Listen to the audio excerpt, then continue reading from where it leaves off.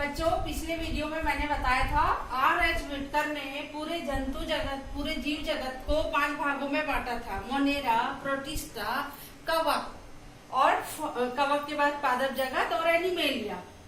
इन्होंने 5 जगत में बांटा। उससे पहले के वैज्ञानिकों ने जीव जंतुओं को 2 जगत में बांट दिया था, एक था पादप जगत और एक जंतु। तो वर्गीकरण की ये जो प्रणाली थी, ये द्विजगत वर्गीकरण प्रणाली कहलाती है। इसके बाद 5 जगत वर्गीकरण प्रणाली आई। 5 जगत वर्गीकरण प्रणाली को किसने दिया? R.H. विटकर ने सन 1969 में। तो इस प्रणाली के गुण क्या है, दोष क्या है, बहुत इंपॉर्टेंट क्वेश्चन है ये, और प्रायः ये परीक्षा में पूछे जाते हैं। तो हम इनके पहले गुणों के बारे में पढ़ेंगे। प्रोकैरियोटिक कोशिका वाले जीवों को अलग से उन्होंने मोनेरा जगत में रखा। कौन से जगत में? मोनेरा जगत में। तो उन्होंने सूक्ष्म जीवों को, जो बैक्टीरियास थे, उन बैक्टीरियास को उन्होंने किस जगत में डाल दिया? मोनेरा जगत में। और बैक्टीरिया जो होते हैं वो अन्य जीवों से बिल्कुल डिफरेंट होते हैं। तो ये इनका गुण था, या आप इसे लाभ कहिए। दूसरा, विटकर ने एक कोशिकीय और बहुकोशिकीय दोनों जीवों को अलग कर दिया। एक कोशिकीय और बहुकोशिकीय जीवों के अलग होने से जो उसका अध्ययन है वो आसान हो गया। इनका तीसरा लाभ ये था, पहले के जो वर्गीकरण वैज्ञानिक थे उन्होंने कवक को कहाँ रख दिया था? पादप के साथ। जबकि आप जानते हैं कि जो पादप होता है, प्लांट होते हैं, उसमें क्लोरोफिल होता है और प्लांट स्वपोषी होते हैं, लेकिन जो कवक होते हैं वो स्वपोषी नहीं होते। तो विटकर ने उनको अलग से एक जगत में रखा, जो कि बिल्कुल सही है। फिर उन्होंने द्विजगत वर्गीकरण से ये जो प्रणाली है वो ज्यादा प्राकृतिक है। आप देख रहे हो, क्योंकि जो जीव जिस जगह का है उसको वहां उन्होंने शामिल कर दिया। कवक पादप से मेल नहीं खाते थे, उन्होंने कवक को पादप से निकाल के अलग कर दिया। और चूंकि इनकी विधि जैव संगठन और पोषण पर आधारित है, इसलिए यह ज्यादा तर्क संगत है और ये विकास के क्रम को प्रदर्शित करती है। इसका एक और अपवाद था द्विजगत का यूग्लिना, क्योंकि यूग्लिना एक ऐसा जीव है, इसके अंदर क्लोरोफिल होता है। तो जब यूग्लिना के अंदर क्लोरोफिल होता है तो ये प्रकाश संश्लेषण करता है, तो आप इसे क्या कहेंगे? पादप। लेकिन ये जंतु के समान भी पोषण करता है। अब आप इसे क्या कहेंगे? जंतु। तो आप इसे कहाँ रखेंगे?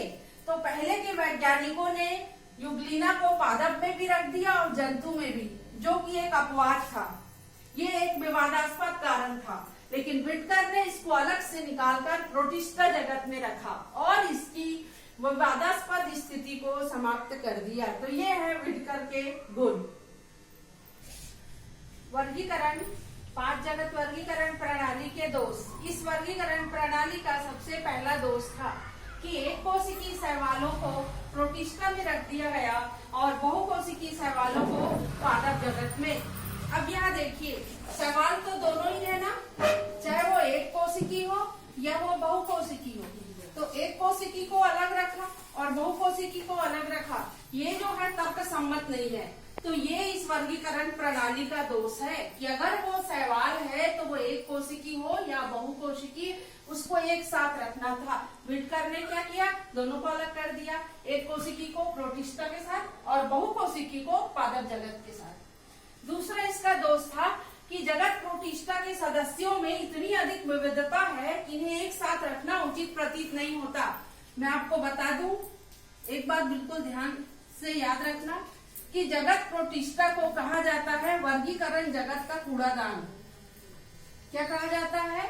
वर्गीकरण जगत का कूड़ादान। कूड़ादान क्यों कहते हैं? क्योंकि इसमें हम भिन्न भिन्न प्रकार के कचरे को एक साथ रखते हैं। तो कूड़ादान, क्योंकि इस जगत में बहुत सारे जीव एक साथ रख दिए गए। तीसरा है, विषाणुओं की स्थिति के बारे में इन्होंने स्पष्ट नहीं किया। विषाणु भी इसी प्रकृति के सूक्ष्म जीव हैं। आपने इसको कहाँ स्थान दिया? किसी भी जगत में इसे कोई स्थान नहीं दिया गया। ये इस वर्गीकरण का एक प्रमुख दोष है। और चौथा और सबसे बड़ा और सबसे प्रमुख दोष इस वर्गीकरण का ये है कि जब भी हम वर्गीकरण करते हैं तो विकास की दृष्टि से हम, जैसे कि जगत मोनेरा है, तो मोनेरा को ये बताया गया कि वो कहाँ से आया, कैसे आया, लेकिन मोनेरा को छोड़ के जो शेष 4 जगत है, प्रोटिस्टा है, कवक, पादप जगत और जंतु जगत, जानकारी नहीं देते कि इनकी श्रेणियां कहाँ से आई, कैसे विकसित हुई, तो ये जैव विकास को समझाते नहीं है ठीक से, ये इसकी बहुत महत्वपूर्ण कमी है।